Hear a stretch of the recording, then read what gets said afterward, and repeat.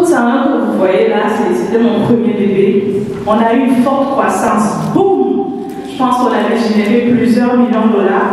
Puis on a eu un crash. Vous savez pourquoi? On n'était pas prêt à la croissance du tout. Même une croissance peut vous détruire. Est-ce que vous saviez ça? C'est pour ça que la planification stratégique vous permet d'arranger d'autres choses et puis d'acquérir.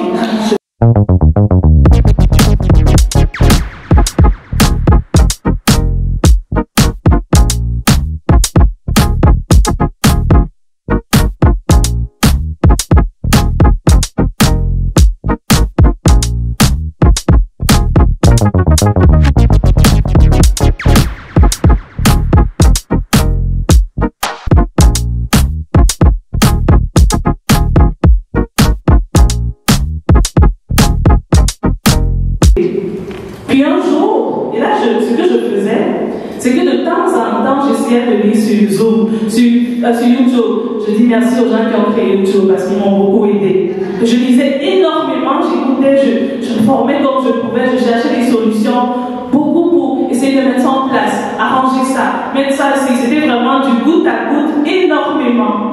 Vraiment ça. Puis j'ai dit non, on ne peut pas gérer une entreprise comme ça.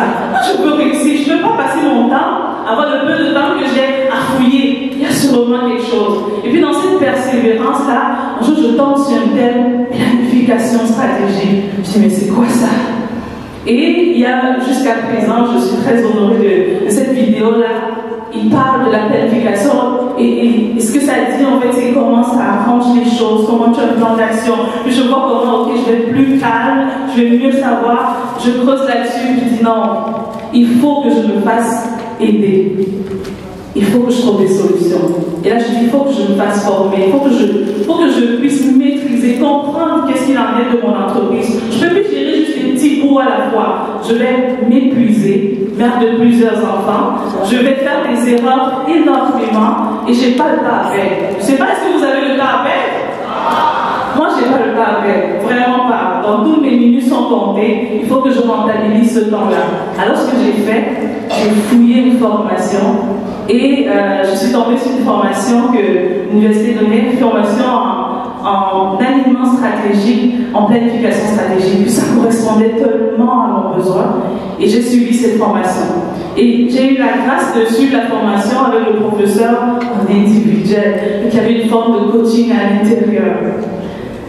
Je ne vais pas vous mentir, cette partie-là a fait un avant-après de ma vie professionnelle et de ma vie entrepreneuriale. J'ai vécu littéralement une renaissance entrepreneuriale.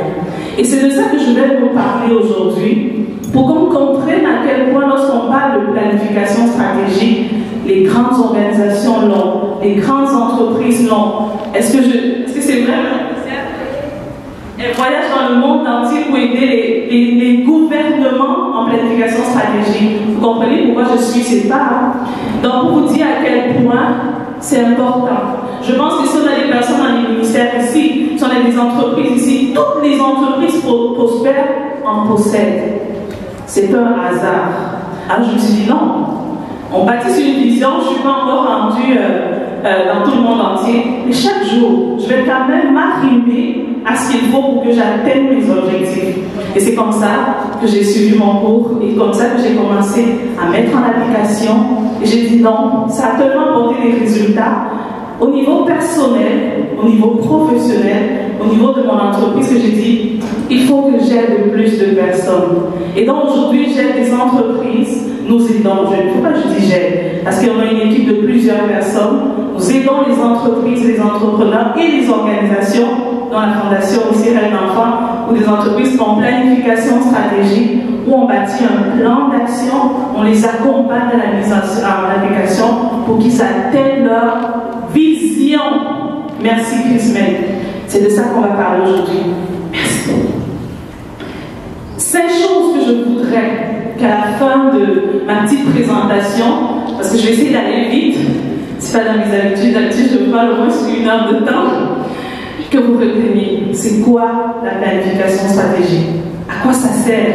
Pour que quand vous entendiez, en fait, que ce soit clair pour vous. C'est quoi les défis des entreprises? Parce qu'avant de commencer à vouloir prospérer, avoir une mais en fait, je me bats contre qui? Il faut savoir contre qui je combats.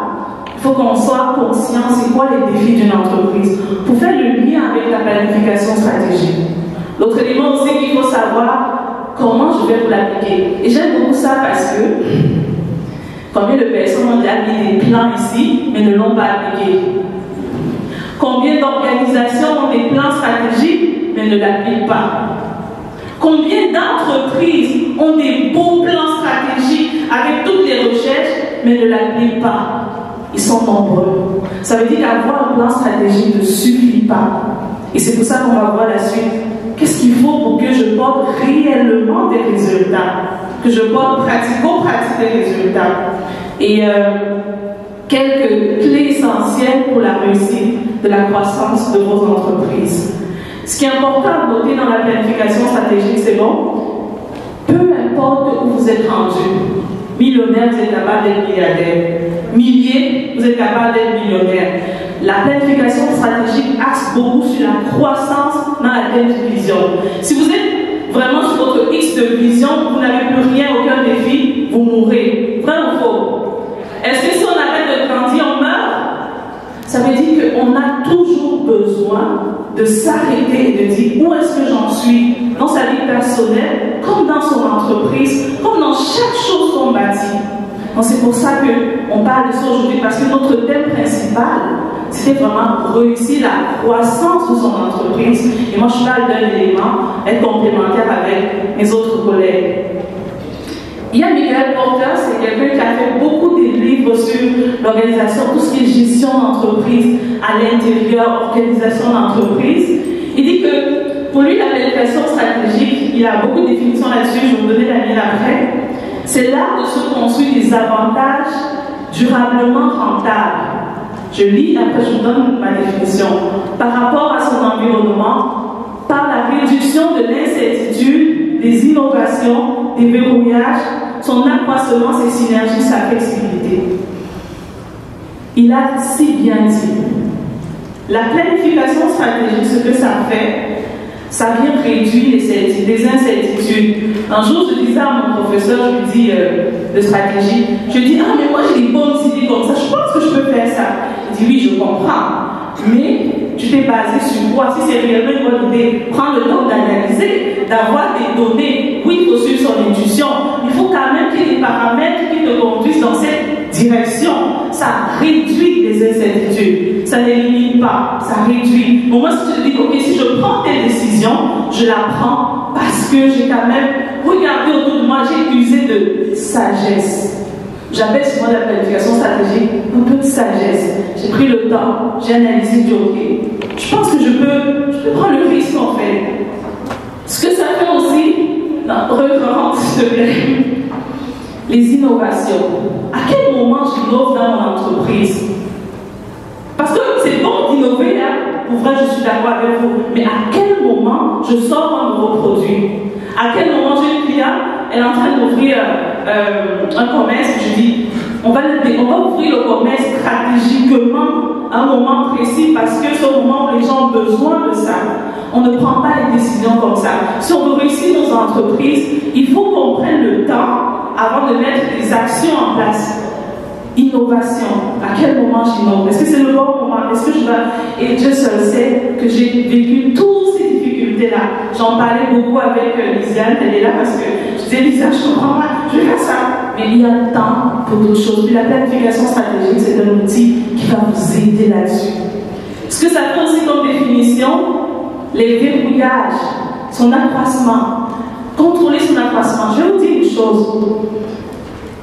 Comme ça, que vous voyez là, c'était mon premier bébé. On a eu une forte croissance. Boum! Je pense qu'on avait généré plusieurs millions de dollars. Puis on a eu un crash. Vous savez pourquoi? On n'était pas prêt à la croissance du tout.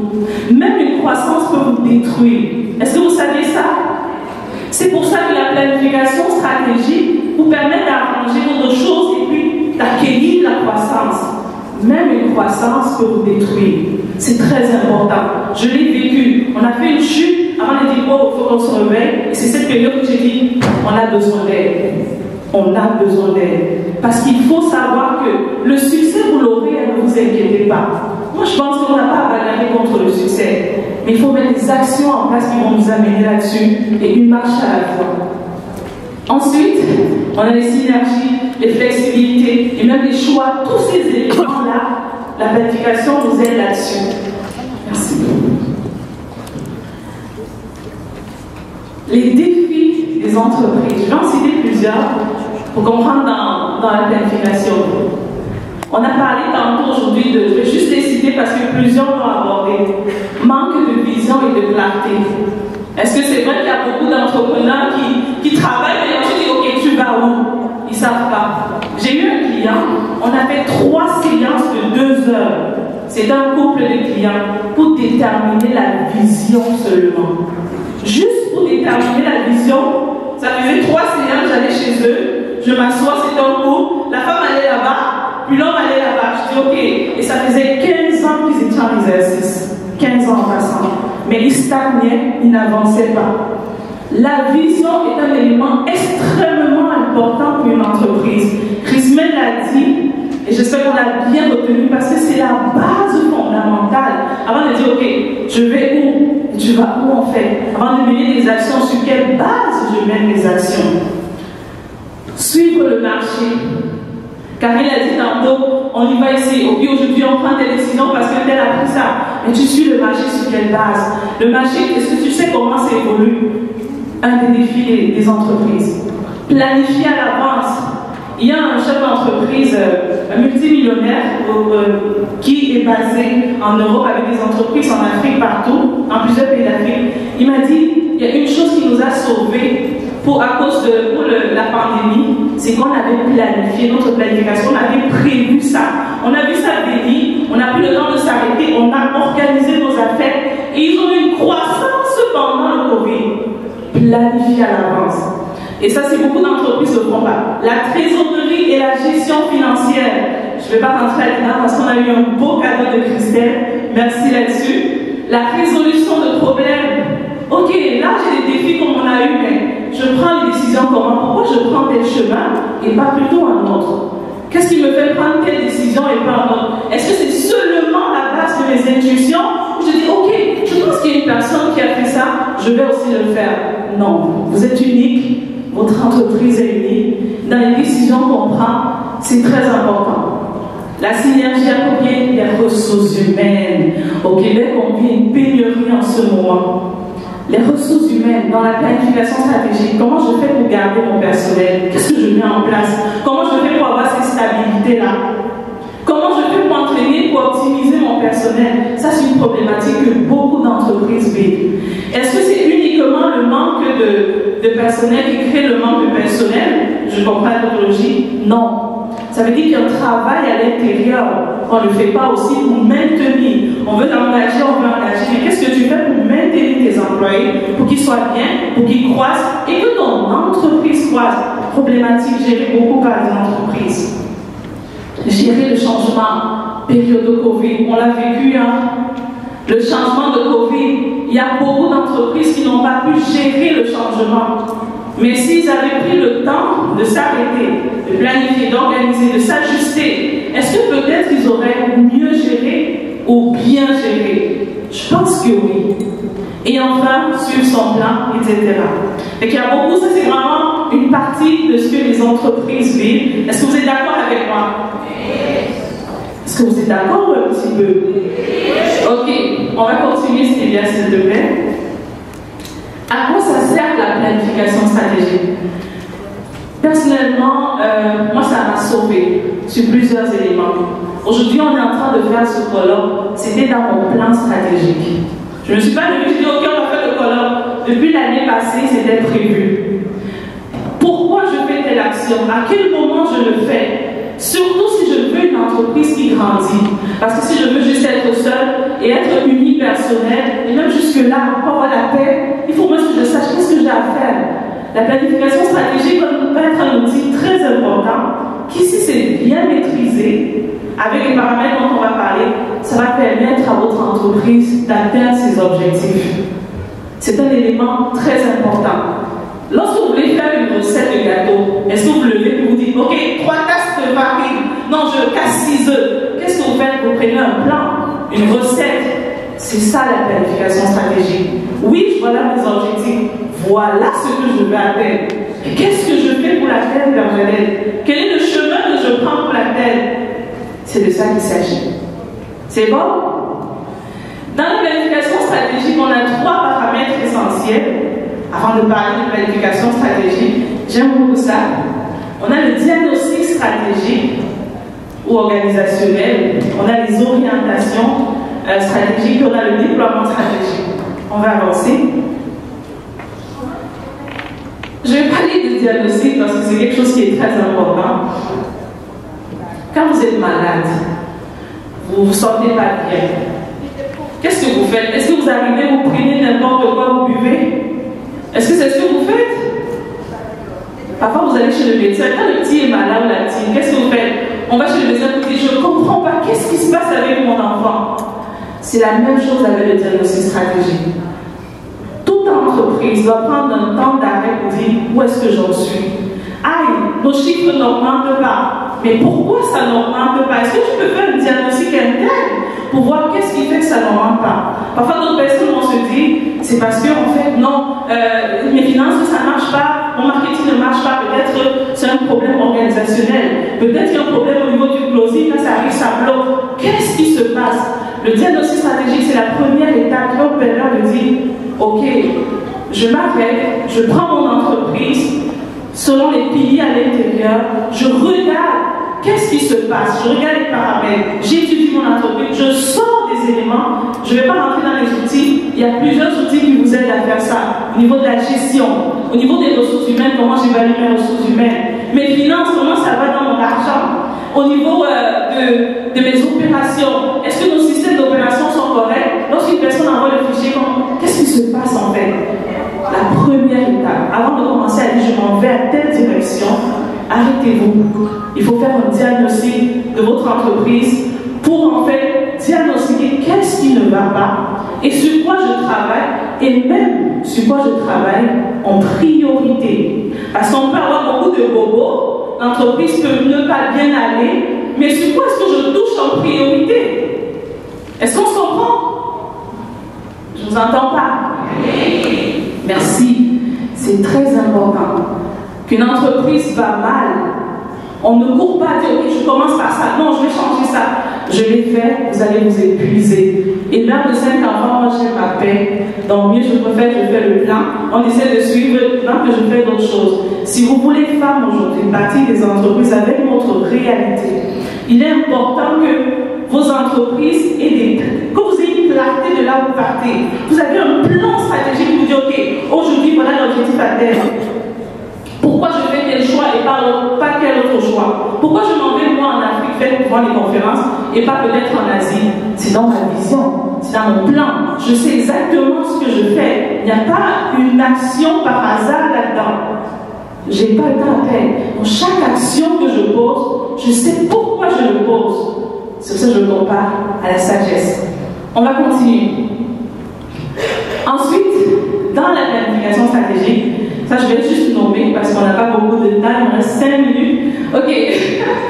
Dans la planification stratégique, en fait, ça décrit vraiment la situation actuelle, la situation visée, où est-ce que je vais, les actions que je dois poser, et ainsi de suite.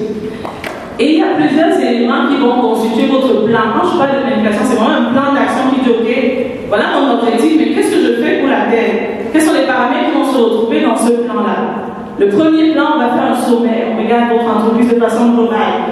Comment ça se passe? Quel domaine d'activité? C'est de façon générale, un peu comme comment ça va, de façon globale. Il y a la description de l'entreprise, c'est quel secteur d'activité, on va un peu en détail, on commence en rentre un peu en détail. Il y a les valeurs, la vision, la mission.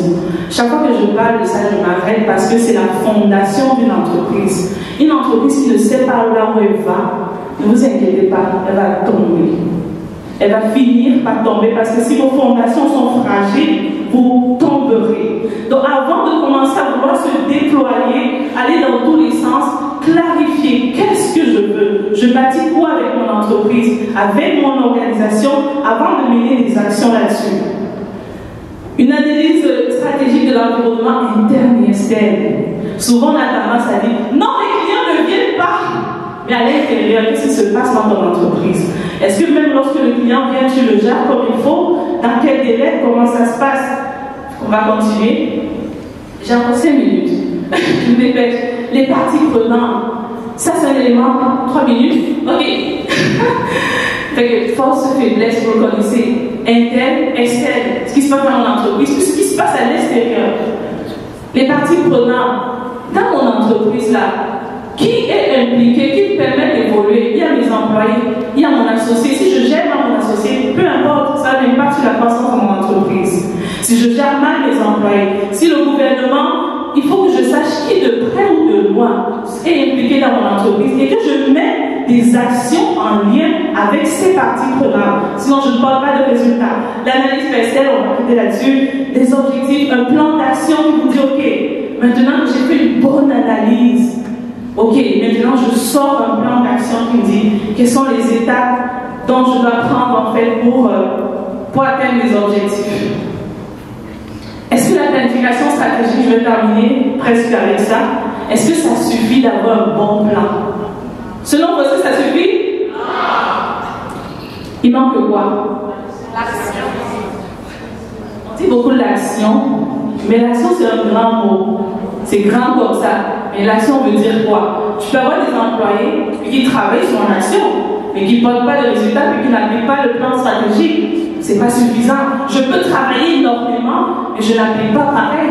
Je peux bouger dans tous les sens, mais je n'atteins pas ma cible.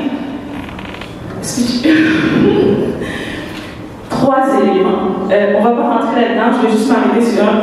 Il faut un plan de déploiement. Maintenant que j'ai mon plan d'action là, je fais comment pour le déployer? Je commence par où? Je mets quelle action prioritairement? Je le programme comment? Le tableau de bord, Christelle a dit, qu'est-ce qui me dit que je suis en train d'avancer et qu'est-ce qui me dit que je suis en train de reculer? Parfois, on va dire devant les personnes qui ont 10 000 vues ou 100 milliards de likes et tout, mais pas peu de résultats. Quels sont tes indicateurs de réussite? Qu'est-ce qui te dit, OK, je suis dans le bon sens en fait? Donc, il faut que tu les définisses d'avance. Puis l'élément dont je veux m'appliquer principalement aujourd'hui, encore, tu peux avancer, c'est le leadership. Sans leadership, l'entreprise finit par tomber. Aujourd'hui, on a une crise de leadership, on en parle beaucoup, ça veut dire qu'il était temps qu'on prenne encore plus de leadership. Le savoir-être, amener les gens à faire ce que vous savez, on a besoin de leadership pour notre entreprise. Avec nos clients, dans tout ce que nous faisons, on a besoin de leadership. Il y a des défis, et je l'ai traversé, mais j'ai terminé. J'avais une entreprise, je vais dire ça comme ça, elle a dit un bon plan. Comme elle allait voulait sur son chemin, elle a laissé l'entreprise, c'est bien. On a bâti un bon plan, mais il y a une erreur que j'ai faite. On a fait des études, c'était très bien. Mais la suite n'a pas été faite et puis les résultats n'ont pas été atteints. Est-ce que c'est la faute aux personnes, aux employés? Non, c'est aussi une responsabilité partagée. Il faut accompagner les personnes en leadership si on veut avoir des résultats, si on veut pouvoir porter, parce que les outils ne suffisent pas, l'être à l'intérieur change tout. Puis dans le leadership, je dis 3 éléments, et tu peux laisser les diapos, je vais juste terminer avec ça. Premier élément en leadership, il faut se connaître pour influencer les autres. On ne peut pas influencer les autres si on ne se connaît pas. Si on doute de soi, si on manque de confiance en soi, si on n'ose pas prendre des risques, prendre la bonne décision, poser le pas, appliquer ce qu'on a dit, si on ne se connaît pas, on ne peut pas influencer les autres. Ça veut dire qu'on ne peut pas influencer nos employés, notre équipe, nos clients.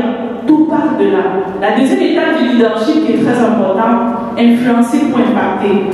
Dans cette slide-là, parce qu'on n'a pas le temps, ça touche vraiment. Maintenant que je me connais, il faut que je m'outille. J'outille mes équipes. Parce que c'est pas bon de dire, OK, vas-y, il faut que tu envoies ces courriels. Est-ce que la personne a la capacité technique de le faire? Est-ce qu'il a tout ce qu'il faut? Il faut pouvoir influencer pour impacter. Et ça, c'est vraiment la relation aussi à l'autre. Est-ce que j'écoute les autres? Est-ce que je m'intéresse aux autres? Qu'est-ce que je fais pour élever les autres? Qu'est-ce que je fais pour amener les autres à atteindre leurs objectifs? Et pour terminer, impacter ou transformer. Maintenant que moi et mon équipe, ça va bien, on arrange les choses comme ça, on avance comme il faut. Qu'est-ce qu'on peut faire maintenant pour apporter plus d'impact, un levier dans nos entreprises, un levier dans ce que nous accomplissons? C'est pour ça que cette étape est l'une des problématiques que beaucoup d'entreprises vivent ici au Québec et partout ailleurs en termes de leadership dans les équipes, ce qui fait que les gens viennent et ils partent, ils viennent et ils partent. Je vais m'arrêter pour dire merci à mon équipe, merci à mon équipe de mes entreprises. Merci. Découvrez Afrique Remi. De votre confort, envoyez de l'argent depuis le Canada et les États-Unis au Cameroun, au Nigeria et la Côte d'Ivoire, tout ceci au meilleur taux du marché. Envoi d'argent par Mobile Money, Express Union, ou encore faire un dépôt bancaire. Vous pouvez également régler vos factures d'électricité, d'eau et télévision via notre plateforme. Rechargez votre carte prépayée UBA et effectuez un virement bancaire à partir de notre application. Nos agences sont ouvertes 24/7 et les retraits sont gratuits. Téléchargez l'application depuis Play Store et Apple Store.